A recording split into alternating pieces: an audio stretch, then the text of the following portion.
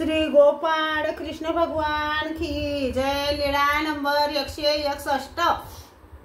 सारंग पंडिता श्री प्रभूंचे दर्शन। एके दिवशी सर्वज्ञ श्री गोविंद प्रभूंची महिमा सांगत होते, तेव्हा सारंग पंडित म्हणाले, जी मला श्री प्रभू दाखवा। सर्वज्ञ म्हणाले, पांड्या हे तर रिद्धपुरास राज्य करीत आहेत।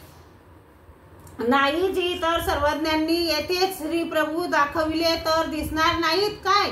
यावर सर्वज्ञ गप्प होते। संध्याकाळच्या वेळी सर्वज्ञ अनकयेच्या विलेण्याकडे निघाले आणि सर्वज्ञांनी विचारले, पांड्या बघा काय म्हणत होते जी मला श्री प्रभू दाखवावेत।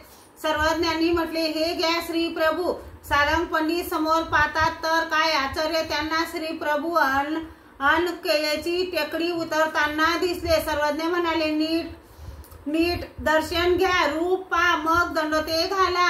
तेव्हा त्यांना सावडी श्रीमूर्ती, बेंबी पावेतो, वाढलेली दाढी, खांद्यावर मोकळे धोतर, हसत हसत व टाळी वाजवीत आकाशाकडे पाहत श्री प्रभू येताना दिसले। तेव्हा सर्वज्ञांनी सारंग पंडितास आज्ञा केली, घाला दंडोते।